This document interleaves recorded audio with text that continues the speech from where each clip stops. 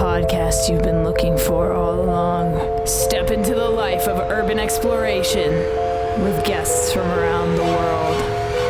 Welcome to No Tracers. Welcome to No Tracers. How's it going? My name's K, just the letter K, and this podcast is all about urban exploring. We tell stories about our explorations, our injury stories, our bucket list items, things that we learned along the way as urban explorers to help you get into the hobby, stay in the hobby, and grow as a creator. So, this week on the podcast, I'm speaking with Urban Decay Hub. This guy is based out of the Midwest, and we're going to be talking about exploring places in the Midwest from his first exploration, how he got more into it during COVID, and where he wants to go with it. Super excited to have him on the podcast. But before we get into it, there's a few things I need to let you know about. The first of which being, if you are new to this podcast, please hit that subscribe button. We've got new episodes that come out every single Friday. I would like to do more than one of these a week. I'd like to bump it up to 2 a week if possible, but that means I need more guests. So if you know somebody that's into urban exploring, or if you're into urban exploring, please reach out to me on Instagram at no.tracers or on TikTok at notracers, and we will schedule a time for you to come on this show. I love hearing these stories. I love doing this podcast. I have another podcast about freelancing because I'm a freelance videographer, but this podcast has already outgrown that podcast. It is my favorite platform. I love doing No Tracers. So yeah, if you want to get involved, please reach out to me. I'd love to have you on the show. Or if you want to nominate someone to be on the show, that would be excellent as well. Just let me know their username and I will hit them up. The next thing I need to let you know about is that I have a photography book out called No Tracers, an Urban Explorer's Diary. If you guys want to get a copy of that, it's a photography book with my stories and my photos. If you want a copy of it, or if you want to see my blog or more of my videos, you can head to notracers.com. Over there, you'll find my blog, you'll find my videos from YouTube, you'll find the book and some other stuff that you can pick up. If you guys want to get a photo print of mine, darkroom.tech, just the letter K, darkroom.tech. The link is down in the description. If you want to support me, you can pick up a photo print. And the last thing I need to let you know about is that we have a partner here on the podcast, and that is Liquid Death Water. Their motto is murder your thirst, and I feel like it's perfect for this podcast. So if you guys want to learn a little bit more about it, I've got an ad coming for you in 3, 2, 1. From the streams of the Austrian Alps comes a new kind of water. A water that is sure to raise you from your grave. If you're tired of buying cases of plastic water bottles that contain carcinogens and God knows what else, or if you're trying to lower your waste footprint, Liquid Death comes in beautifully rugged aluminum cans. Murder your thirst with a can of Liquid Death. Check the link in the description and use code just the letter K at checkout for 10% off your order. Liquid Death. Murder your thirst. So if you guys want to pick up a case, 20 cases, 30 cases, 50 cases of water, you can do so at liquiddeath.com, and you can get 10% off your order by using code just the letter K, or you can hit the link down in the description for me, and that will automatically apply that affiliate code for you, and you'll get your 10% off that way. Without further ado, Urban Decay Hub, can you please introduce yourself and how long you've been exploring to the No Tracers audience? What's going on, guys? My name is Bryce, or Urban Decay Hub on Instagram, and I've been exploring for going on about 4 years now. Awesome. So what got you into exploring in the first place? Like, what made you catch this crazy bug? It's kind of an odd thing. Back between my sophomore and junior year of high school, I had some friends that asked me, hey, do you want to go to an abandoned warehouse? And I am from stereotypical suburbia, so there's nothing really like that that's very prominent out here. So I was like, well, what is an abandoned warehouse going to do for me? Why would I go? But I mean, why not? I didn't have anything else to do. So I decided to go, and I need to set the stage a little bit. This thing might as well be a public park. Every high schooler and their mom knows about this place, and I guess it was my time to find out about it. So it's kind of out on the edge of town, in the boonies a little bit. It's in the middle of a forest. There's no roads to go to it, so you got to walk. And the two friends I was with are not good at navigating. So it took us a lot longer than needed to get there. And when we did, man, I don't know how to describe the enchanting feeling of walking into it for the first time. I'm sure Oh you know what yeah. I'm talking about, though. It just felt right. Yeah. And I was hooked. I mean, the place was wide open. You can see through the other side. You could get a car to and from the other side if you, of course, could get your car back there in the first place. Um, yeah. So I went to that place, and I had no idea that Urbex was even a thing. And I kept going back just because I had really nothing else to do. Kept going back. I eventually ran into some other people that were exploring, and I linked up with them. They took me to a couple spots that weekend throughout the area. I was like, that was the moment that I realized, oh, this is a thing that people do, and the rest is Wow. history. Yeah. I mean, it's first of all, it's super cool how you reached out to me. You listened to the episode with KCUrbex and you reached out on Instagram, which is like you were saying like I'm not sure if this is how I'm supposed to do this. That's exactly how you're supposed to do it. Just reach out on Instagram, hit me up. But how'd you run into him? How'd you like run into him as an explorer? So I had actually created my current account um, a while ago, and the first photo on there is from I think 2018. That's actually the aforementioned warehouse. And then I just didn't do anything with it. And I kind of got out of the hobby like my junior, senior year just because, I mean, I didn't really have anywhere else to go. And it wasn't really until COVID hit when I was like, wait, this is kind of the perfect thing to get into right now. 'Cause it's about as safe as going to a grocery store. So I got into it and I reached out to KCUrbex because he has an Instagram page. And I thought, obviously, he's in KC. And I messaged him just out of the blue. And he responded. And when he realized I wasn't just trying to get spots, is when he actually started talking to me. So we exchanged Snapchats and then we met up and explored for the first time. And now he's a pretty good friend of mine. Nice. I love that. So for you, photography, did it come into play like right at the beginning then? Like right when you hit that warehouse, or was it like shortly after? Like what got you into photography? I definitely took pictures the first time there, but I had just my iPhone at the time.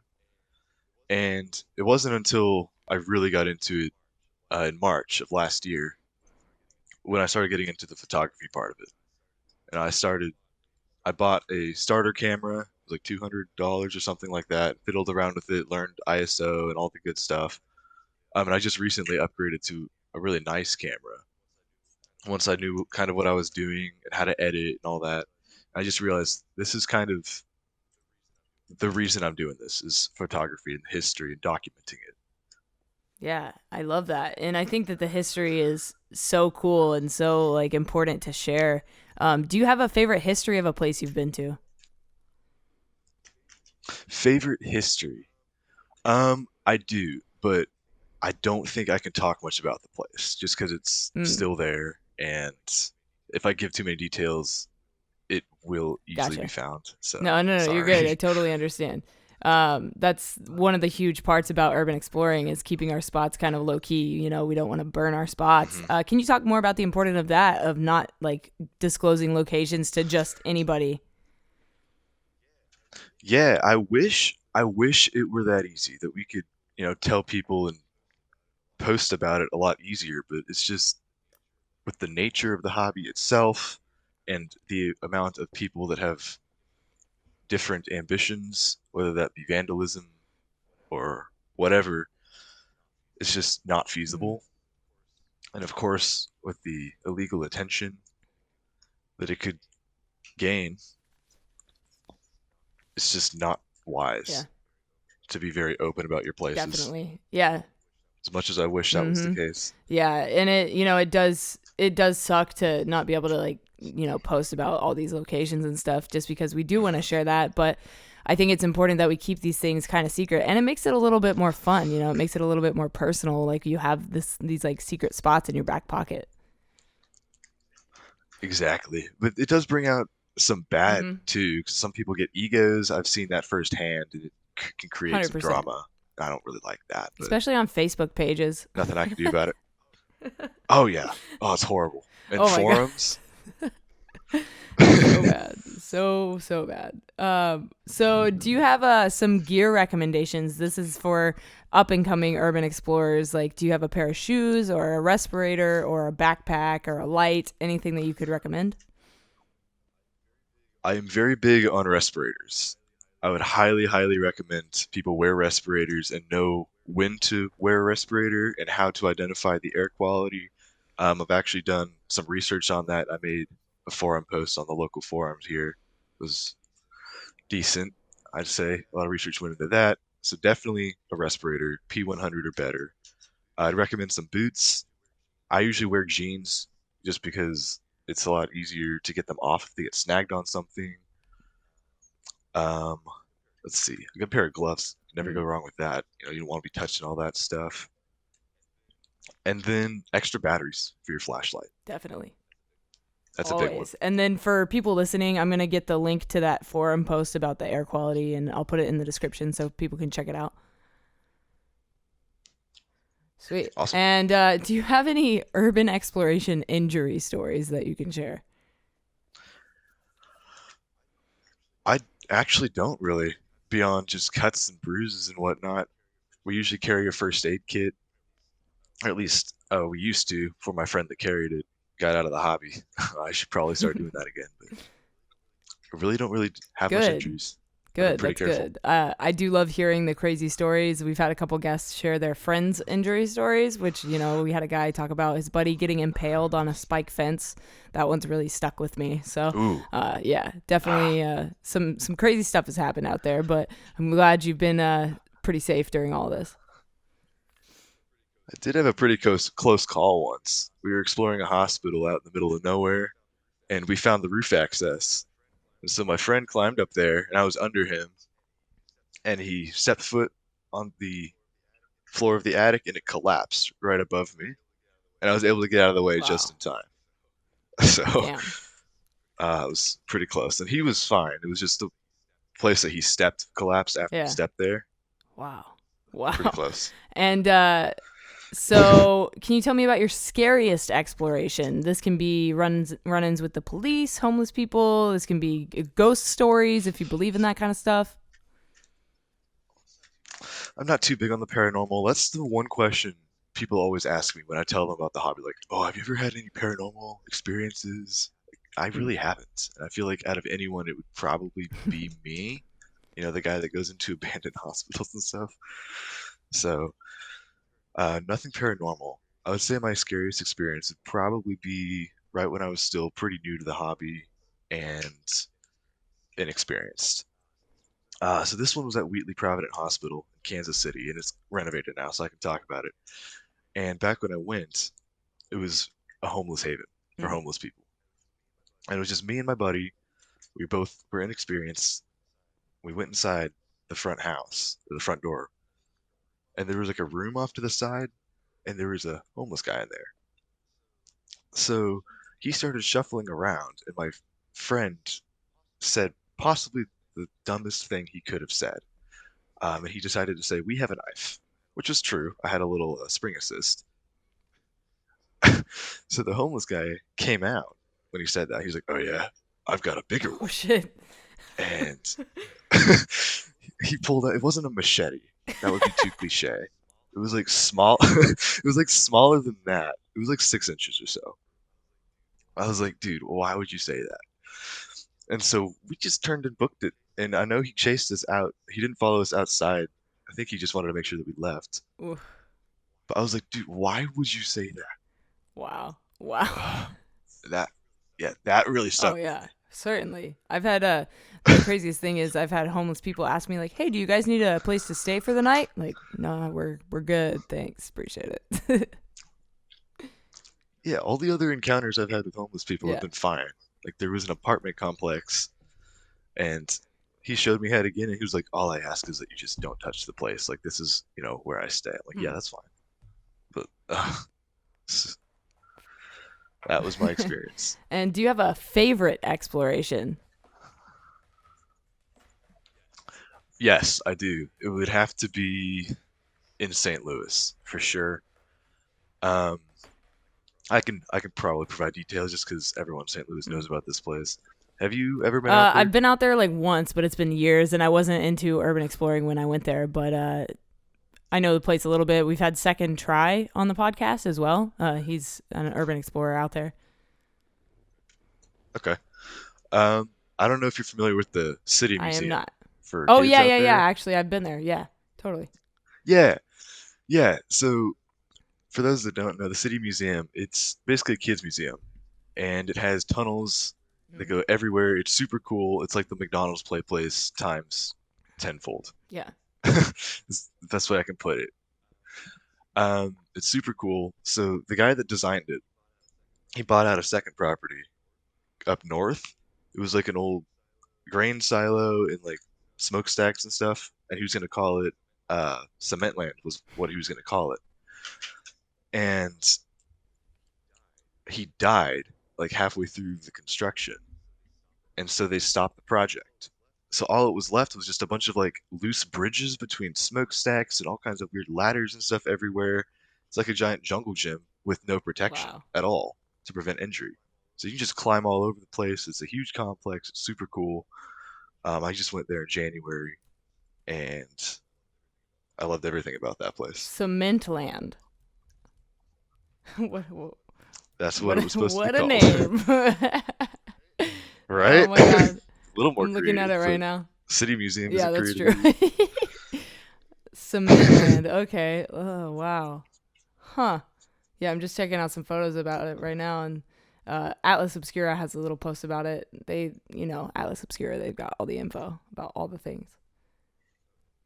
Oh All yeah. right. So, can you talk more about social media and what it's done for you as a creator? You can talk about Anonymous Bando as well. I'd love to hear about that. Yeah, so as I said earlier, I just got into posting my pictures on Instagram in March around there. And I mean, I haven't been too big on it. It's just something that I can do. It's not my life or anything. I just go on there like once a week or so, throw a picture on there with a stupid little one-liner caption. Usually what I like to try to do.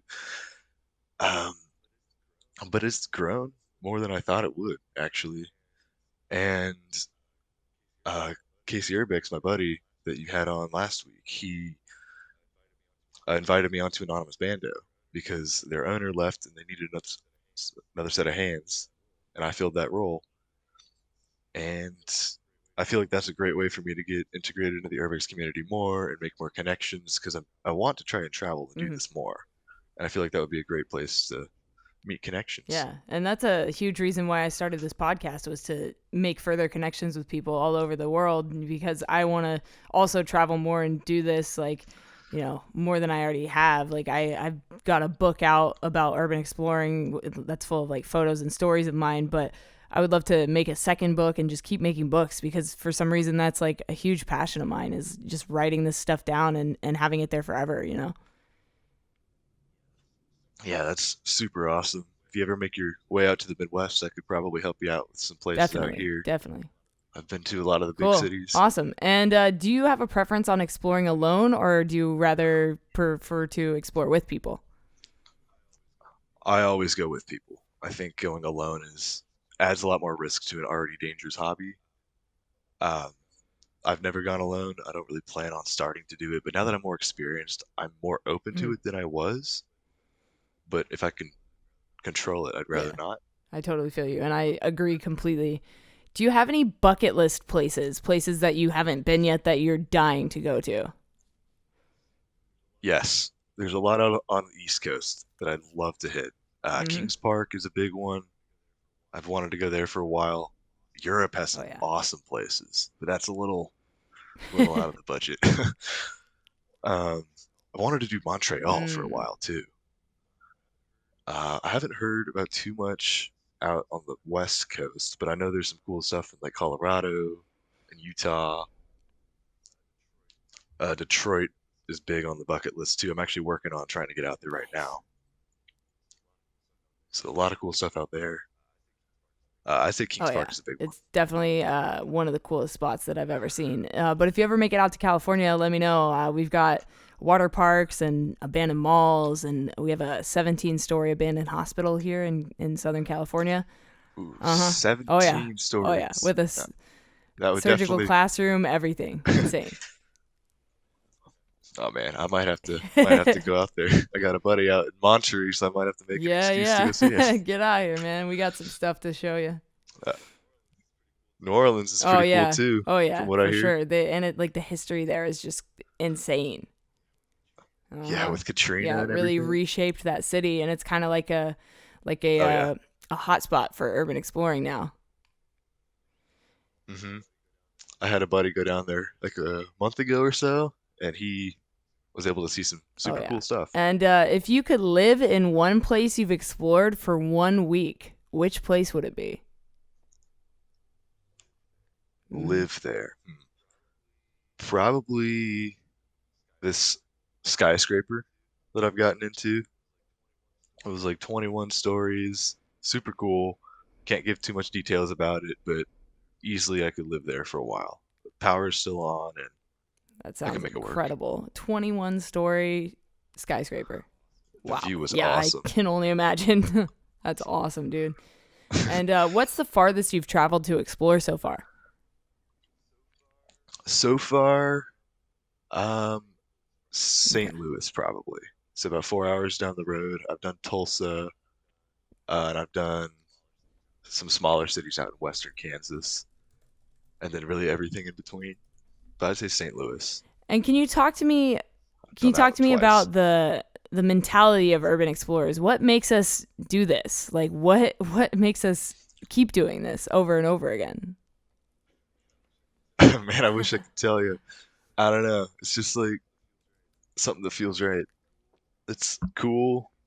Not many people know about it, so it's great conversation.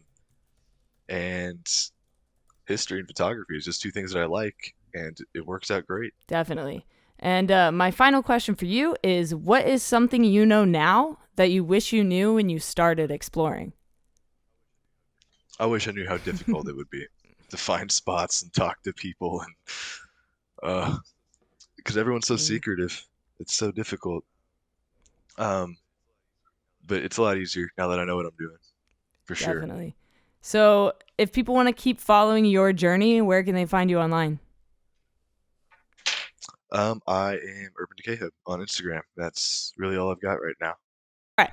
So, you had mentioned that you're a pilot, and I want to hear how that correlates to urban exploring.